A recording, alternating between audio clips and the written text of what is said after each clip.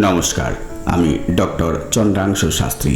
চিরন্তনী YouTube চ্যানেলে সকলকে স্বাগত। আজকের এই জ্যোতিষ আলোচনা মীন রাশির জন্য অত্যন্ত গুরুত্বপূর্ণ। জুন 2025 মীন রাশির কেমন যাবে সে বিষয়ে আজ ডিটেলস আলোচনা করব। আপনি যদি এই চ্যানেলে নতুন হন তবে প্লিজ চ্যানেলটিকে সাবস্ক্রাইব করে নেবেন। এখানে বিভিন্ন রাশির মাসিক রাশিফল, বিভিন্ন টোটকা, বিভিন্ন পূজা পার্বণের নির্ঘণ্ট নিয়মিত সম্প্রচারিত হয়। মাসিক রাশিফলে আমি শিক্ষা, স্বাস্থ্য, প্রেম, দাম্পত্য জীবন, ভাগ্য, চাকরি, ব্যবসা বিষয়ে আলোচনা করি এবং ভিডিও শেষে সহজ প্রতিকারের উল্লেখ করি, যাতে নেগেটিভ এফেক্ট হ্রাস পায় এবং পজিটিভ এফেক্ট বৃদ্ধি পায়। গ্রহদের রাশি পরিবর্তন নিয়ে প্রথমে আলোচনা শুরু করব। 15 মে দেবগুরু বৃহস্পতি রাশি পরিবর্তন করেছেন। দেবগুরু বৃহস্পতি হলেন আপনাদের রাশির অধিপতি ও দশমপতি গ্রহ। রাহু 1.5 বছর ধরে মীন রাশিতে অবস্থান করার পর আপনাদের রাশির দ্বাদশে অর্থাৎ কুম্ভ রাশিতে প্রবেশ করেছে 18 মে 2025। কেতু মহারাজও ওই একই দিনে আপনাদের 7th হাউস থেকে 6th হাউসে প্রবেশ করেছে। শনিদেব 29 মার্চ 2025 আপনাদের রাশিতে প্রবেশ করেছেন। সুতরাং আপনাদের শনির 7.5 সেকেন্ড ফেজ বা দ্বিতীয় চরণ শুরু হয়েছে, চলবে প্রায় 2.5 বছর। জুন মাসে গ্রহের ট্রানজিট। মীন রাশির 1st হাউসে শনিদেব, 2nd হাউসে শুক্র, 3rd হাউসে রবি ও বুধ, 4th হাউসে বৃহস্পতি, 5th হাউসে অবস্থান করছেন মঙ্গল, 6th হাউসে অবস্থান করছেন কেতু এবং 12th হাউসে অবস্থান করছেন রাহু মহারাজ। প্রথমেই স্বাস্থ্য। 1st হাউস থেকে হেলথ সম্পর্কে বিচার করা হয়। আমাদের 1st হাউসে অধিপতি গ্রহ হলো বৃহস্পতি। বৃহস্পতি অবস্থান করছে আপনাদের 4th হাউসে। 1st হাউসে অবস্থান করছেন শনিদেব। শনিদেব হলেন আপনাদের একাদশপতি ও দ্বাদশপতি। 15 মে দেবগুরু রাশি পরিবর্তন করেছেন, সুতরাং এখন সবল নয়, পাপকর্তারই অবস্থায় রয়েছে। 7 জুন মঙ্গল কর্কট রাশি থেকে সিংহ রাশিতে চলে গেলে এই অবস্থার পরিবর্তন ঘটবে। 7 জুন মঙ্গল আমাদের 6th হাউসে প্রবেশ করবে। 6, 8, 12 ঘরে মঙ্গলের অবস্থান জাতক জাতিকার ইমিউনিটি পাওয়ার হ্রাস করে। সুতরাং জুন মাসে আপনারা উইকনেস অনুভব করবেন, সর্দি কাশি এবং ইনফেকশন প্রবলেম এবং স্কিন রিলেটেড প্রবলেম দেখা দেবার সম্ভাবনা রয়েছে। আদারওয়াইজ এই মাসে স্বাস্থ্য ভালো যাবে। শিক্ষা। 5ম ঘর থেকে এডুকেশনের বিচার করা হয়। মঙ্গল আপনাদের 5ম ঘরে নিচস্থ অবস্থায় অবস্থান করবে 7 জুন পর্যন্ত, অর্থাৎ জুন মাসের প্রথম সপ্তাহ, এবং এরপর মঙ্গল আপনাদের 6th হাউসে চলে যাবে। দেবগুরু বৃহস্পতি বুধের অবস্থান ভালো রয়েছে। সুতরাং এই মাসে আপনাদের শিক্ষা ভালো যাবে, তবে একাগ্রতায় ঘাটতি দেখা দেবে। মাঝে মাঝে পড়াশোনা থেকে মাইন্ড ডাইভার্ট হতে পারে, কিন্তু মনোনিবেশ করতে পারলে জুন মাসে শিক্ষাক্ষেত্রে শুভ ফল আশা করা যায়। লাভ রিলেশন। 5th হাউস থেকে বিচার করা হয় লাভ রিলেশনের ব্যাপারে। আপনাদের 5th লর্ড হলেন চন্দ্র। চন্দ্র হলো মন। চন্দ্র খুব দ্রুত রাশি পরিবর্তন করে, অর্থাৎ চন্দ্র ভীষণ চঞ্চল।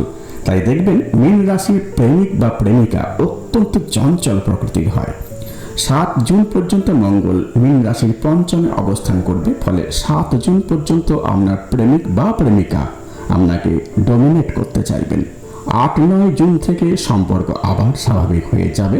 দেবগুরু বৃহস্পতি আপনাদের রাশির অধিপতি, যেহেতু কেন্দ্রে অবস্থান করছেন আপনি অ্যাডজাস্ট করে নেবেন, কোনো সমস্যার সৃষ্টি হবে না। Married life. 7th হাউস থেকে ম্যারেড লাইফের বিচার করা হয়। আমাদের 7মপতি বুধ 6 জুন পর্যন্ত বৃষ রাশিতে অর্থাৎ মীন রাশির 3rd হাউসে অবস্থান করবে।